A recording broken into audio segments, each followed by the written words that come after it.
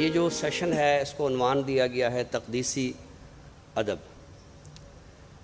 تو جب ہم کسی چیز سے تقدیس وابستہ کرتے ہیں، اس کو مقدس بناتے ہیں، تو عموماً سماج میں ایک تصور ہوتا ہے کہ یہ تنقید سے یا تنقیص سے جو ہے یہ ماورا ہے۔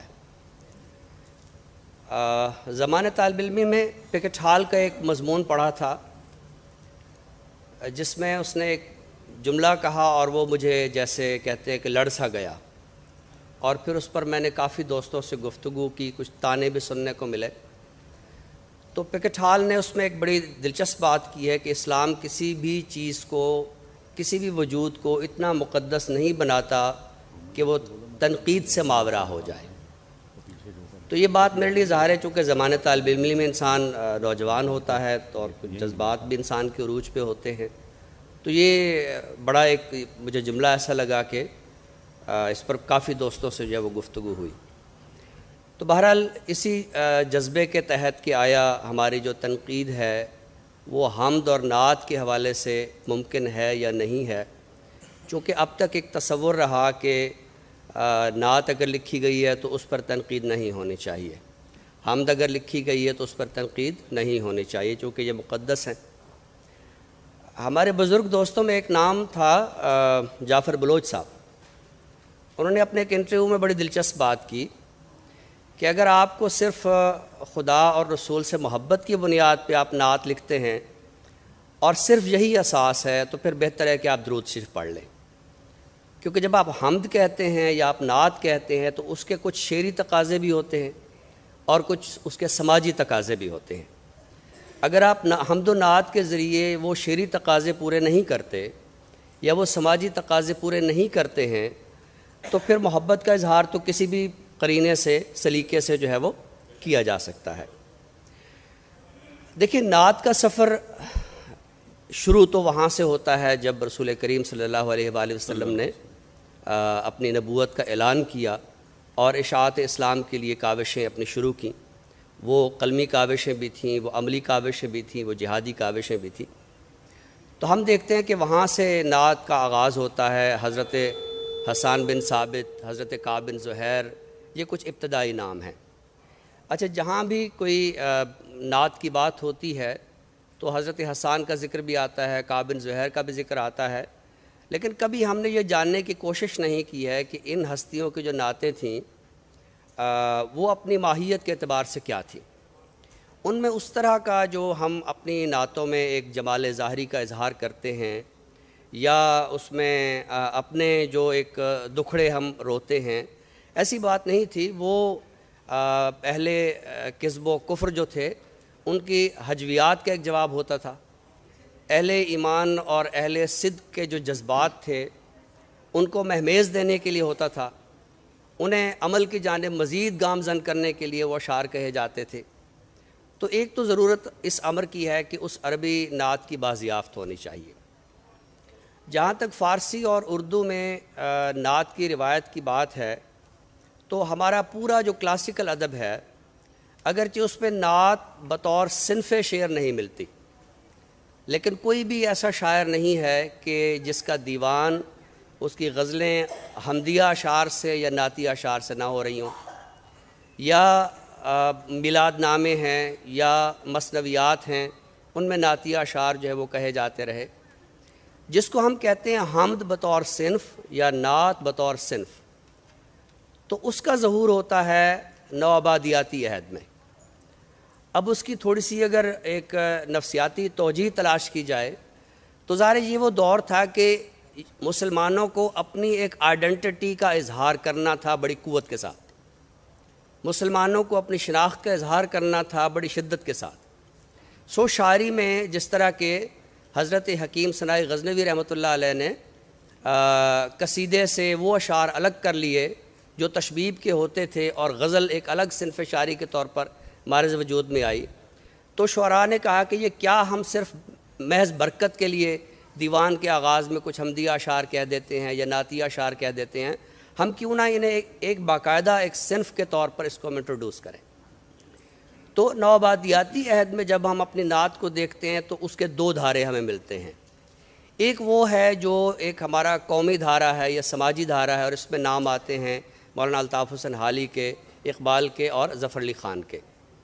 اس کے پیرلل ایک دوسرا دھارا ہے کہ جس میں ہمیں نام ملتے ہیں محسن کاکوروی کا، امیر مینائی کا اور احمد رضا خان بریلوی کا۔ یہ ہمیں دو الگ الگ جو ہے وہ دھارے ملتے ہیں۔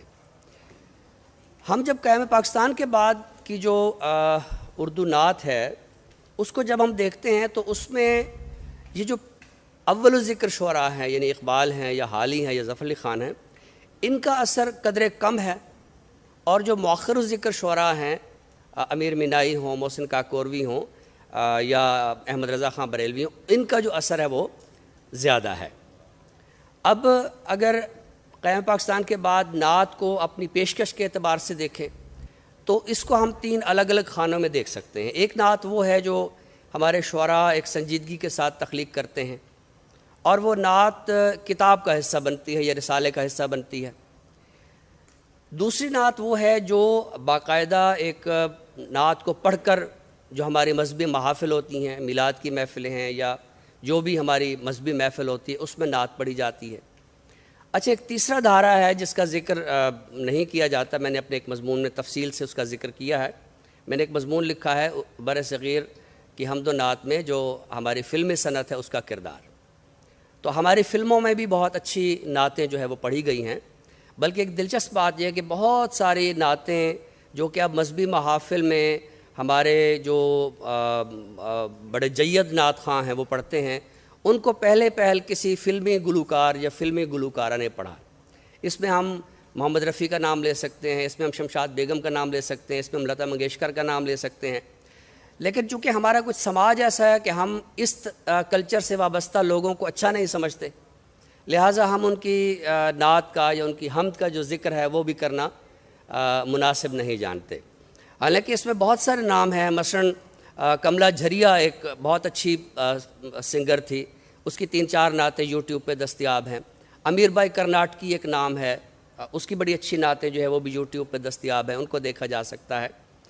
تو خیر کہنا یہ ہے کہ معاشرے میں، سماج میں اپنی اثر پذیری کے لحاظ سے جس نعت نے بہت زیادہ مقبولیت حاصل کی، یہ وہ نعت ہے جو مذہبی محافل میں پڑھی جاتی ہے۔ جو ہماری سنجیدہ نعت لکھی گئی ہے اس کا ذکر جو ہے وہ بہت کم ہوتا ہے، یا زیادہ سے زیادہ تنقیدی مضامین میں ہو جاتا ہے یا اس طرح کے سیمیناروں میں ہو جاتا ہے۔ دیکھیے، میں قیام پاکستان کے بعد جو نعت کا سفر ہے اس میں بجائے اس کے کہ میں شعراء کے نام لوں یا میں ان کی نعتوں کے اوصاف کا ذکر کروں، مجموعی طور پر 3-4 باتیں ہیں، بلکہ بنیادی طور پر وہ سوالات ہیں، وہ میرے رگو پے میں دوڑتے رہتے ہیں۔ تو ان سوالات کی روشنی میں نے متفرق اور متنوع قسم کے مضامین لکھے ہیں۔ تو ان میں جو سوالات اٹھائے گئے ہیں، میں وہ 3-4 سوال جو ہے وہ یہاں فورم پر رکھنا چاہتا ہوں، اور چاہتا ہوں کہ ہم آئندہ بھی ان پر گفتگو کرتے رہیں اور ان کے بارے میں ہم کوئی جواب تلاش کر سکیں۔ پہلی بات تو یہ ہے کہ میرا یہ نعت خوانوں سے سوال رہتا ہے کہ کیا وہ اپنی نعت میں جس عظمت کا ذکر کرتے ہیں، کیا وہ رسول کی عظمت کا پوری طرح ادراک رکھتے بھی ہیں یا نہیں؟ یہ میں اس لیے عرض کر رہا ہوں کہ اقبال کا ایک مصرع ہے کہ شعر ہے شکوہ جواب شکوہ کا کہ خوگرے پیکرے محسوس تھے انسان کی نظر، مانتا پھر کوئی ان دیکھے خدا کو کیوں کر۔ اب انسان کا ایک بڑا مسئلہ یہ ہے کہ اس نے جب تک کوئی چیز دیکھی نہ ہو اس کو وہ خدا یا رسول اس طرح یعنی قلبی طور پر وہ تسلیم کرنے میں تھوڑی سی اسے ایک ہوتی ہے، اندر سے ایک ممانعت ہوتی ہے۔ شاید بت پرستی کی ایک بڑی وجہ یہی بھی اقبال نے تلاش کی کہ چونکہ وہ پیکر محسوس ہے، وہ نظر آتا ہے، اور خدا جو حقیقی خدا ہے وہ نظر نہیں آتا۔ اب جو عظمت کا مسئلہ ہے وہ ہمارے سماج میں جن لوگوں کو ہم نے عظیم سمجھ لیا ہے، وہ عہد ملوکیت سے لے کر اب تک، یعنی میں کبھی کبھی ایک میرے ذہن میں ایک سوال آتا ہے کہ جب میں قرآن کے اندر اوصاف رسول دیکھتا ہوں تو ان میں رسول کا ذکر بطور معلم آتا ہے، بطور رہبر و رہنما آتا ہے، بطور رحمت دو عالم آتا ہے، بطور رحمت العالمین آتا ہے۔ اس کی نسبت جب میں نعت کو دیکھتا ہوں تو اس میں سلطان کا لفظ آتا ہے، اس میں بادشاہ کا لفظ آتا ہے، اس میں آقا کا لفظ آتا ہے۔ تو اب یہ سوال یہ ہے کہ ہماری نعت میں اور قرآن کے تصور نعت میں یہ بود کہاں سے آیا؟ ہمارے نعت خواں جو ہے وہ اس تصور عظمت کی طرف کیوں نہیں جاتے کہ جو قرآن نے بیان کیا ہے؟ تو ہم قرآن سے تو ہٹ کے نہیں اوصاف رسول بیان کر سکتے. تو میری ذاتی رائے یہ ہے کہ چونکہ ہمارے ہاں عظمت کا تصور یہی ہے کہ بادشاہ عظیم ہوتا ہے, جی آقا عظیم ہوتا ہے, وہ جس نے, یا ہم تعلیمی اداروں میں ہیں تو ہمارا وائس چانسلر عظیم ہوتا ہے, تو عظمت کا تصور ہمارے ذہنوں میں یہی ہے. جی. تو وہ جو آپ دیکھیے, چلے میں یہاں مثال دے دیتا ہوں اقبال کی. اقبال جب یہ فرماتے ہیں کہ لوح بھی تو قلم بھی تو تیرا وجود الکتاب, تو کیا عظمت کا یہ تصور ہماری نعت کی روایت میں آ سکا ہے یا نہیں آ سکا ہے؟ تو یہ ایک بہت بڑا سوال ہے. اس کے بعد ہم یہ دیکھتے ہیں کہ نعت میں جو تصور جمال ہے وہ کیا ہے. تو سوری ٹو سے وہ جو ہماری غزل میں محبوب کا تصور ہے اس کے اثرات بھی ہمیں نعت میں نظر آتے ہیں. ہم وہ جو جمال ظاہری ہے اس کا اظہار کرتے ہیں. صحیح. بھئی رسول جو ہے وہ اتنی عظیم ہستی ہے, اس کا جمال جو ہے وہ سماج کے کئی ایک پہلوؤں میں ظاہر ہوتا ہے, وہ ہماری رگ و پے سے ظاہر ہوتا ہے, وہ ہماری روح سے ظاہر ہوتا ہے. تو کیا جس طرح ایک عام محبوب کا ذکر کر دیا جائے, کیا اسی طرح ہم رسول کے جمال کا ذکر بھی ہم کریں گے؟ تو یہ چند ایک سوالات ہیں ہمارے نعت خوانوں کو, ہمارے پورے نعت کے ماحول کو, ہمارے پورے مذہبی ماحول کو ان سوالات پہ غور کرنا ہوگا. آپ دیکھیے کہ دنیا بھر میں کتنی بڑی جمہوری تبدیلیاں آ چکی ہیں, دنیا ٹیکنالوجی کی طرف جا چکی ہے. تو اب میں پھر جعفر بلوچ صاحب کا شعر پڑھوں گا کہ ایک مصرع ذہن میں آ رہا ہے کہ جمال سیرت کا جو ستارہ جہاں کہیں جگمگا رہا ہے, تیرے نظام شمسی سے نور ہے وہ مستعار اس کا, میں بھی پورے ذہن میں نہیں آ رہا. تو کہنا یہ ہے کہ ایک بڑی سطح کا تصور ہمیں دیا جا رہا ہے. جی طارق صاحب. تو میں اپنی گفتگو کا اختتام منیر نیازی کے اس شعر پہ کروں گا کہ جس میں یہ ظاہر ہو رہا ہے کہ ہم ایک ٹیکنالوجی کے دور میں ہیں. جی. ہم اپنے رسول کو اس ٹیکنالوجی کے دور میں یاد کر رہے ہیں. وہ فرماتے ہیں کہ بیٹھ جائیں سایہ دامان احمد میں مریر, بیٹھ جائیں سایہ دامان احمد میں مریر, اور ان باتوں کو سوچیں جن کو ہونا ہے ابھی.